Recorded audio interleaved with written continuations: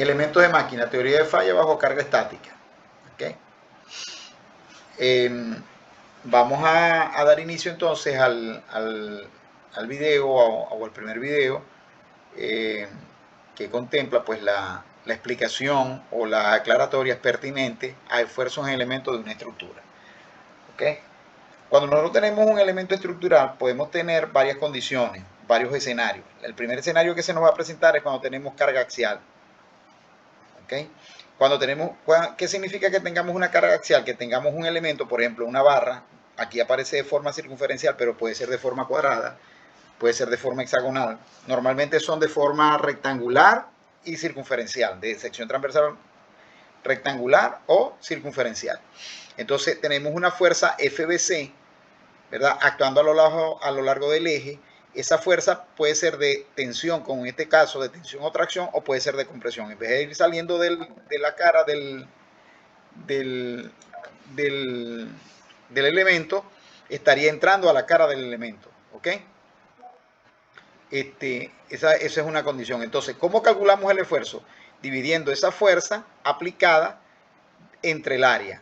¿Qué es lo que ocurre? ¿Qué es lo que quiere decir esto? Que cada elemento de área diferencial a cada elemento de área diferencial se le va a aplicar una fuerza. La integración de esa fuerza sobre todo el área me va a dar entonces lo que se conoce como esfuerzo normal. Eso es lo que está establecido acá. Dice así, en estática se aprende a determinar, por ejemplo, la condición de una barra en una estructura determinada, llámese esta cercha, máquina o entramado, ¿ok? Si bien los resultados obtenidos en dicho análisis representan un primer paso necesario en el análisis de las estructuras señaladas, o sea, de cercha, máquinas o entramados, ellos son insuficientes para determinar si la carga puede ser soportada con seguridad por dichas estructuras. Por ejemplo, en la figura 1, el que la varilla BC, ¿okay? El que la varilla BC pueda romperse o no, hacerlo bajo esta carga depende no solo del valor encontrado para la fuerza interna FBC, sino también del área transversal de la varilla y del material. Esto es importante. Es decir, un material no va a fallar solamente porque yo le aplico una fuerza excesiva, sino puede fallar porque yo tengo un área inadecuada o puede fallar porque yo tengo un material inadecuado. Son tres factores que se conjugan ahí. La fuerza, el área y el material. Cada material va a tener unas características, unas especificaciones, ¿ok? Sino también del área transversal de la varilla y el material con que ésta haya sido elaborado. De hecho, la fuerza interna FBC en realidad representa la resultante de las fuerzas elementales distribuidas a lo largo de todo el área de la sección transversal. Figura 1, lo que yo estaba explicando anteriormente. Y la intensidad promedio de estas fuerzas distribuidas es igual a la fuerza por unidad de área FBC sobre A en la sección. El hecho de que la varilla se rompa o no bajo la carga dada depende claramente de la capacidad que tenga el material de soportar el valor correspondiente de FBC sobre A, de la intensidad de las fuerzas internas distribuidas.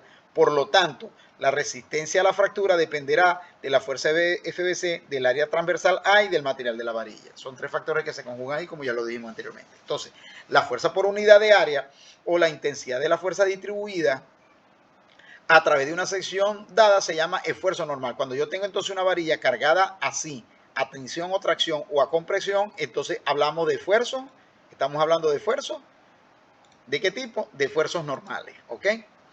Muy bien. Sobre esta sección y se representa por la letra griega sigma. Nosotros acá lo estamos representando por la letra griega sigma, los esfuerzos normales, pero también algunos autores, en vez de utilizar sigma, utilizan S. ¿Ok? S mayúscula. Entonces, cada vez que veamos S o sigma, estamos refiriéndonos a esfuerzos normales, hasta ahora. ¿Okay? El esfuerzo en un elemento con área transversal A sometido a una carga axial P, figura 2, este que está aquí, ¿ok? Se obtiene, por lo tanto, al dividir la magnitud de F de la carga entre el área A mediante esta ecuación que está acá. ¿Okay? Yo tengo acá un elemento, fíjense que aquí el elemento es de sección transversal rectangular, puede ser cuadrado o rectangular, y está cargado a tracción o a tensión. Aquí actúa una fuerza P que es igual a la fuerza P' que actúa hacia abajo. ¿Okay? Si yo hago un corte acá en esta sección rayada, yo tengo una distribución de esfuerzo como está acá. ¿Okay? Una distribución de esfuerzo que es igual a la fuerza aplicada sobre el área de la sección transversal. Eso es lo importante de todo esto. Se empleará un signo positivo para indicar un esfuerzo de tensión, es decir, cuando en este caso, ¿verdad? En este caso que yo tengo acá, estoy sometiendo el elemento estructural a tensión, pero si lo someto a compresión, entonces el signo que voy a utilizar para el esfuerzo será negativo.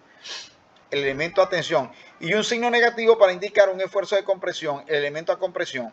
Para el Sistema Internacional de Medidas, SI, tenemos que P se expresa en Newton, A se expresa en metros cuadrados y sigma se expresa en Newton por metro cuadrado. Newton por metro cuadrado es la unidad denominada Pascal, así como lo utilizamos en generación de potencia, que se hablaban también de pascales, kilopascales y megapascales. Aquí también vamos a hablar de la misma unidad.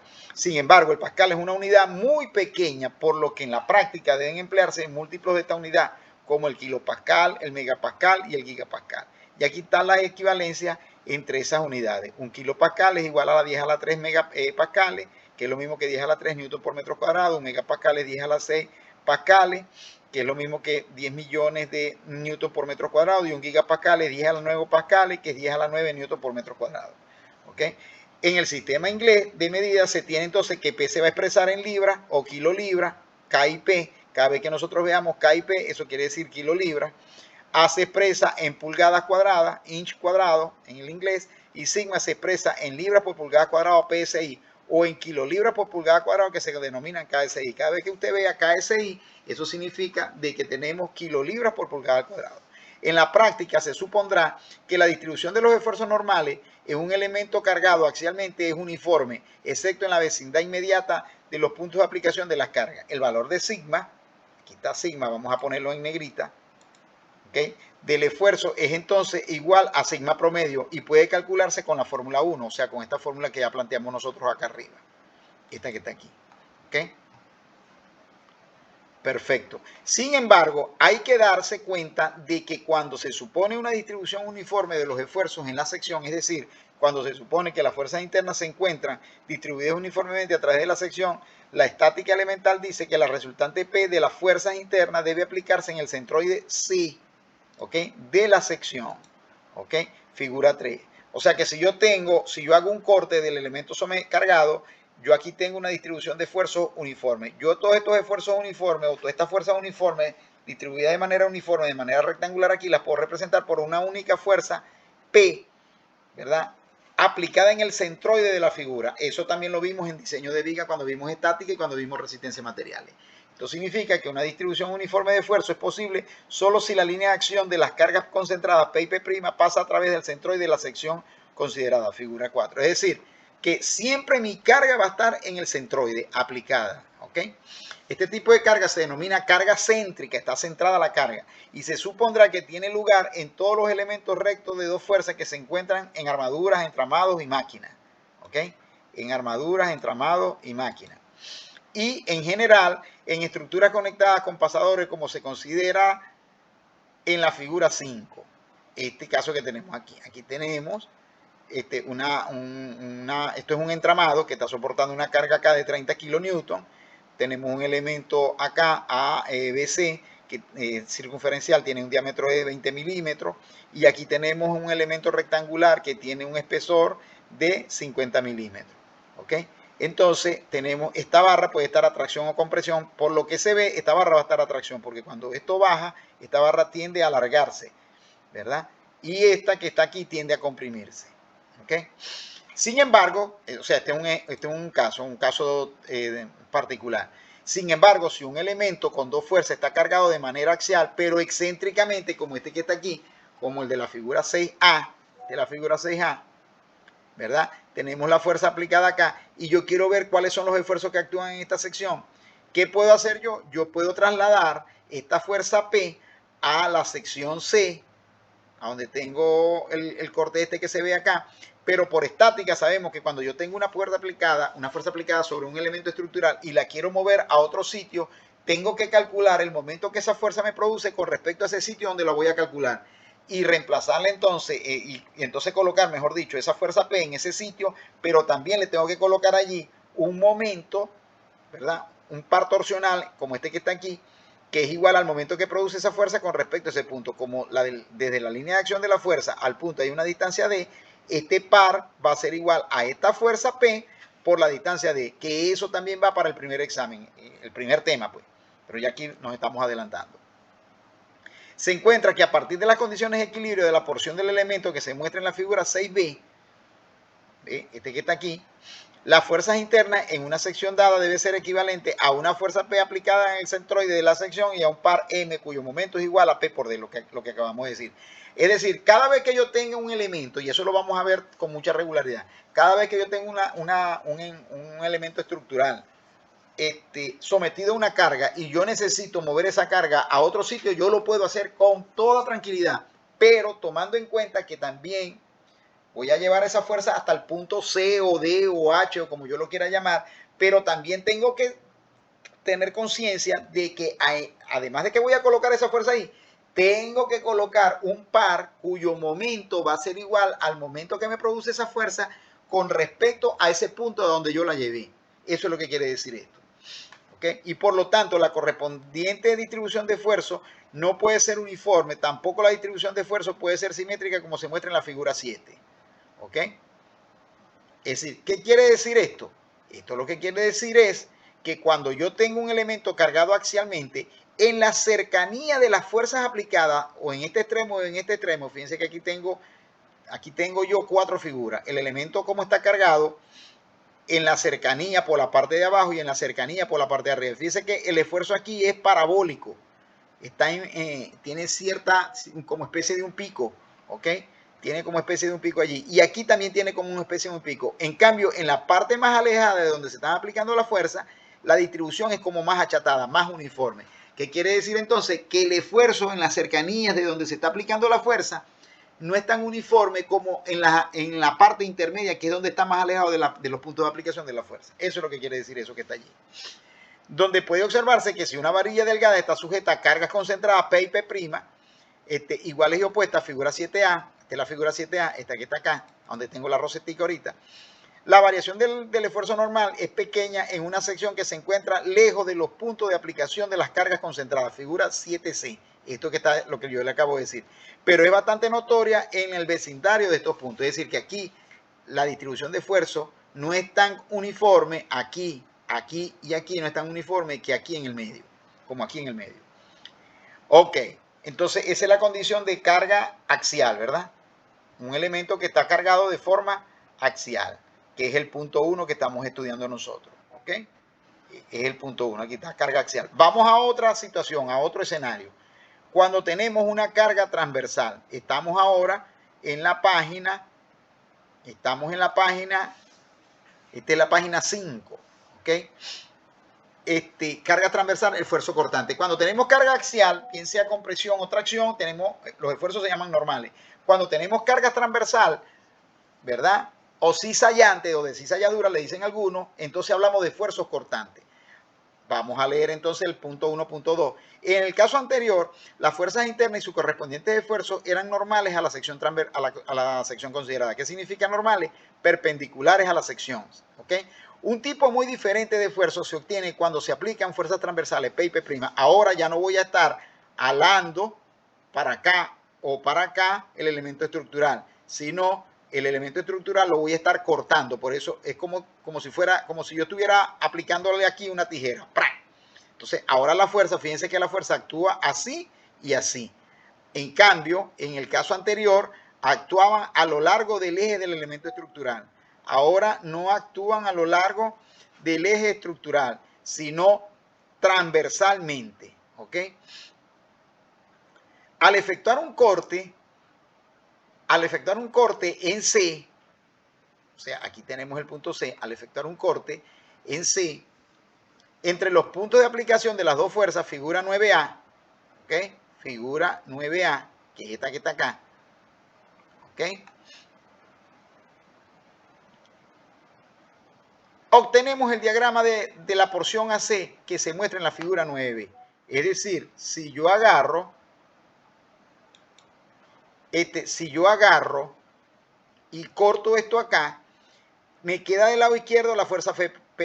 Aquí, en donde está la sección C, tiene que estar una fuerza P igualita a P' que la equilibre. Por eso es que yo pongo en esa sección P'. Al dividir el cortante P, el cortante es la fuerza transversal. Cuando nos hablen de fuerza transversal, de cortante, cuando nos hablen de fuerza transversal o de cortante, o de fuerza de cizalladura es lo mismo, ¿ok? Entonces, al dividir el cortante P, o sea, la fuerza transversal que está actuando sobre el elemento estructural en el área A de la sección transversal, se obtiene el esfuerzo cortante promedio en la sección, representando el esfuerzo cortante con la letra griega tau. Se escribe la ecuación 2 que está aquí. Este es el esfuerzo cortante. Se calcula igualito que el esfuerzo normal. Lo único, ¿cuál es la diferencia? Que allá la fuerza actúa a lo largo del eje del elemento. Aquí actúa de manera transversal, ¿ok? Debe enfatizarse que el valor obtenido es un valor promedio para el esfuerzo cortante sobre toda la sección. Al contrario de lo dicho con anterioridad, por eso lo coloqué en amarillo, para los esfuerzos normales, en este caso no puede suponerse que la distribución de los esfuerzos cortantes a través de una sección sea uniforme. Los esfuerzos cortantes a través de la sección no son uniformes. A medida que yo me voy acercando a la superficie externa del elemento, a través de la sección transversal, los esfuerzos cortantes van aumentando. No tienen una distribución uniforme, sino que varían. ¿Ok? De los esfuerzos cortantes a través de una sección sea uniforme. Como se verá posteriormente, el valor real de tau del esfuerzo cortante varía de 0 en la superficie del elemento hasta un valor tau máximo que puede ser mucho mayor que el tau promedio que se tenga allí. ¿Ok? ¿Qué quiere decir eso? Que mi esfuerzo cortante va a variar desde 0 en el centro de la sección transversal hasta un valor máximo en la superficie exterior. Eso lo vamos a ver después. Los esfuerzos cortantes se encuentran comúnmente en pernos, pasadores, remaches, utilizados para conectar diversos elementos estructurales y componentes de máquina, figura 10. Por ejemplo, aquí tenemos un perno, ¿ok? Que está uniendo dos elementos estructurales, este elemento que está aquí y este elemento que está aquí. Entonces, si yo halo este elemento hacia arriba, si yo lo halo axialmente y este lo halo hacia abajo axialmente, este perno va a estar sometido a corte. ¿Ok? Los esfuerzos cortantes se encuentran comúnmente en pernos, como se muestra aquí en la figura. ¿Ok? Considere dos placas A y B conectadas por un perno CD, figura 11. Vamos a este caso. Aquí tengo ahora un perno CD que está conectado o que está conectando dos figuras, dos planchas, A y B. Aquí se le aplica a la plancha una fuerza de tracción y a esta plancha se le aplica una fuerza de tracción. Entonces, ¿qué ocurre? Que si yo hago un diagrama de cuerpo libre del perno, como lo puedo ver en la figura 12, me voy a dar cuenta que si aquí actúa una fuerza F, aquí atrás debe estar actuando la misma fuerza F por el principio de desplazamiento. ¿Ok? Por eso es que dicen por allí que empujar un carro es lo mismo que alarlo. Se aplica la misma fuerza. Entonces, esta fuerza F que tengo aquí adelante la va a estar soportando el perno aquí atrás. Se va a transmitir hacia el perno aquí atrás. Y esta fuerza F' que está hacia la izquierda la va a estar soportando el perno acá. O sea que este perno está sometido a corte, a cizalladura. Esta fuerza actúa hacia la derecha y esta actúa hacia la izquierda. Si yo hago un corte, si yo agarro y hacemos un corte a través del plano EE', este que está acá, entonces arriba me va a quedar la fuerza F y aquí a la izquierda, hacia la izquierda me tiene que aparecer la fuerza P para equilibrar a esta fuerza F. ¿Ok? Entonces, en ese caso, el esfuerzo cortante promedio va a ser igual al cortante P sobre A o lo que es lo mismo a F sobre A. ¿Por qué es lo mismo P sobre A que F sobre A? Porque estas dos fuerzas tienen que ser iguales y opuestas para que este elemento esté en equilibrio. Entonces, aquí estamos hablando de que este párrago o perno está sometido a cortante puro, a cortante sencillo. El perno que se consideró con anterioridad está en lo que se conoce como cortante simple. Cortante simple, vamos a ponerlo en negrita, ¿ok? Cortante simple, para que nos acordemos. Sin embargo, puede suceder o pueden surgir diferentes condiciones de carga. Por ejemplo, si las placas de empalme C y D, estas que están aquí, aquí tengo la placa C y la placa D, se emplean para conectar las placas A y B, ¿ok? Estas placas A y B, estas placas C y D van a conectar. Fíjese que aquí la placa C y D, tengo dos placas C y D, una arriba y una abajo, y aquí abajo tengo dos placas A y B, que sería la misma condición esta que tengo acá, pero ahora tengo dos pernos, ¿verdad? Y tengo entonces estas dos placas en los extremos, una por arriba de B y A y otra por debajo de B y A. Y entonces aplico aquí una fuerza cortante hacia la derecha y aquí aplico otra fuerza cortante. Claro, es axial para la placa, pero para el perno es cortante. Entonces, si yo hago un diagrama de cuerpo libre del perno HJ, perdón, este que está aquí, o EG, como yo quiera, me voy a dar cuenta que acá arriba va a estar actuando una fuerza FC hacia la izquierda, ¿verdad? Acá en el medio, ¿por qué? Porque si esta fuerza actúa hacia la izquierda acá en el perno actuará hacia la derecha, por eso es que tengo aquí F, ¿ok? Y si esta fuerza, mejor dicho, acá en la parte de abajo, en la placa D, voy a tener entonces una fuerza FD actuando hacia la izquierda. Entonces tengo en el perno o en el espárrago, en el tornillo, como le queramos llamar, HJ, voy a tener tres fuerzas, FC, F' y FD. ¿Ok? Si yo corto con estos dos planos, estos son dos planos imaginarios, KK' y LL' corto, voy a agarrar este elemento estructural que tengo acá. Este elemento me queda. ¿Qué me va a quedar? Que arriba voy a tener una fuerza P, aquí en el medio voy a tener esa fuerza F, y aquí hacia la derecha, hacia la izquierda tengo que tener la misma fuerza P, equilibrando. Estas dos fuerzas van a equilibrar esta fuerza F'.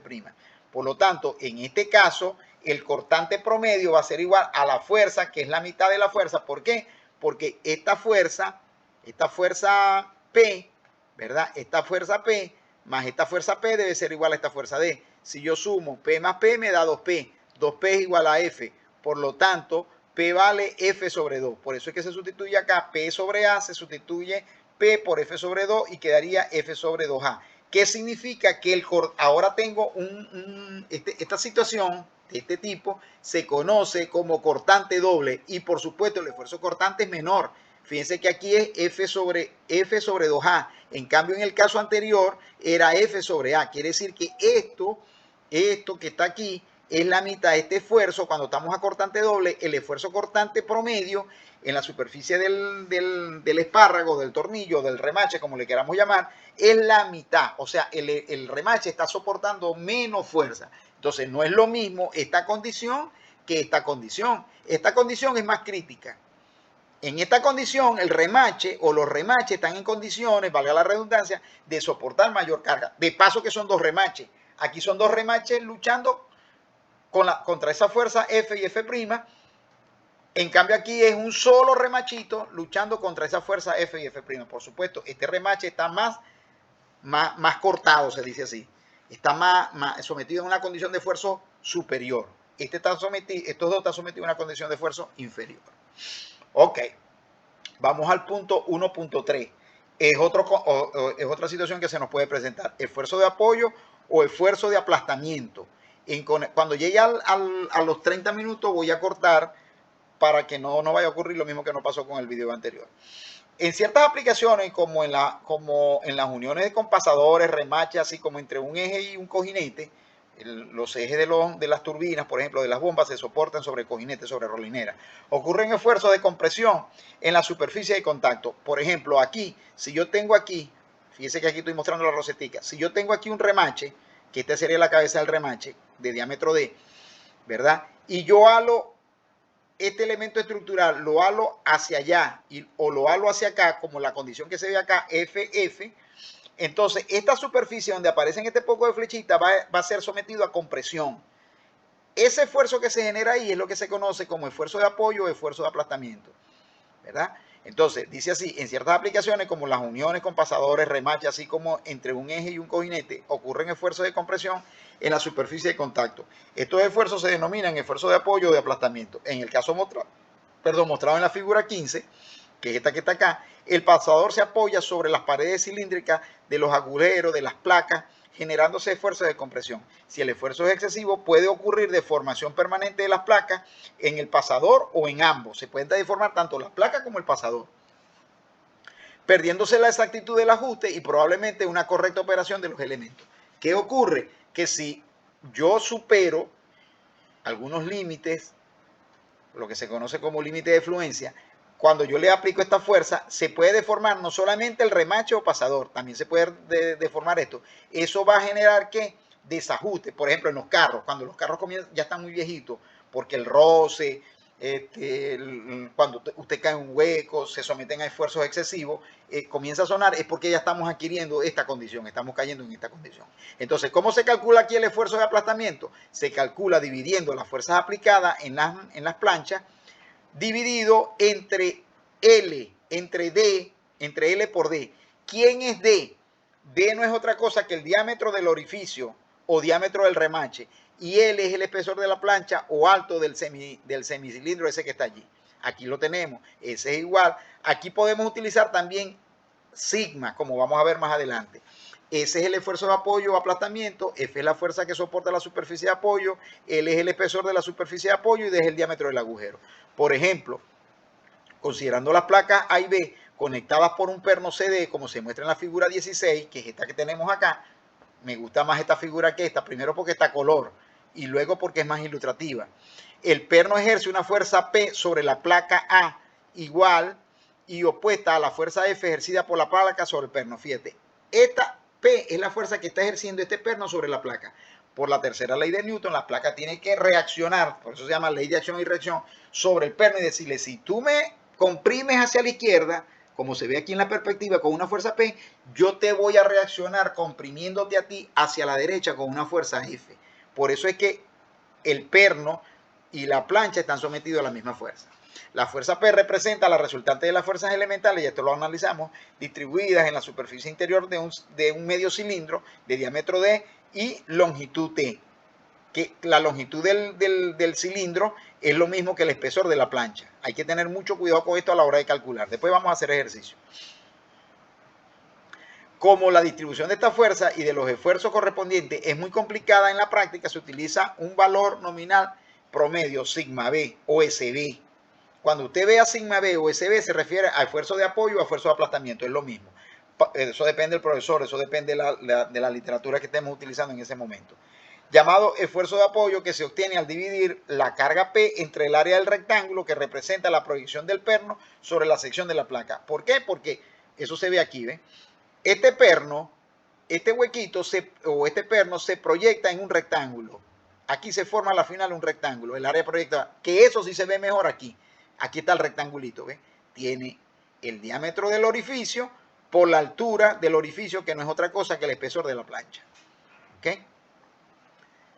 Entonces, aquí obtenemos otra ecuación que es equivalente a esta ecuación. Esta ecuación y esta ecuación son equivalentes.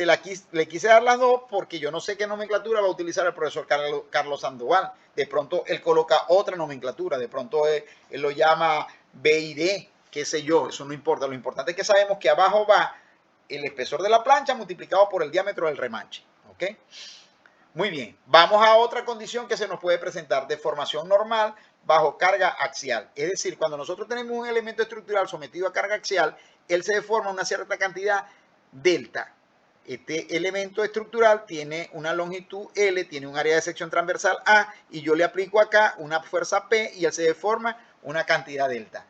El cociente a dividir esa deformación entre la longitud original, inicial, por eso que aquí dice la longitud inicial, voy a ponerlo en amarillo para que no se nos olvide. ¿Ok? Voy a ponerlo en amarillo para que no se nos olvide. L es la longitud inicial de la varilla. Entonces, sigma, epsilon, ¿verdad? Epsilon, que es la deformación normal unitaria, va a ser la deformación total entre la longitud original.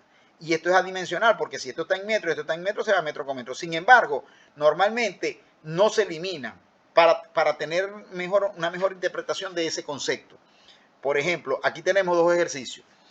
Aquí se considera una barra de longitud L, 0,600 metros y sección transversal uniforme que sufre una deformación total delta igual a 150 por 10 a la menos 6 metros. Calcular la deformación unitaria correspondiente. ¿Qué agarramos aquí? Dividimos la deformación total, que es 150 por 10 a la menos 6 metros, sobre 0,600 metros, y eso me da 250 por 10 a la menos 6 metros sobre metros. Se le pueden quitar las unidades como acá, o se pueden dejar. Yo prefiero dejarle las unidades mientras aprendo.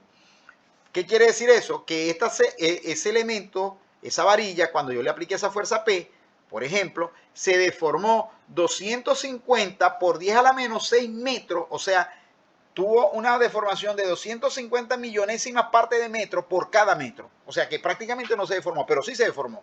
Fue muy pequeña la deformación, pero se deformó. Acá está el mismo ejercicio, pero en el sistema inglés. La deformación me dicen que es 5.91 por 10 a la menos 2. Esto no es metro, aquí hay un error. Aquí es pulgada, aquí es inch. Ahí lo estamos colocando.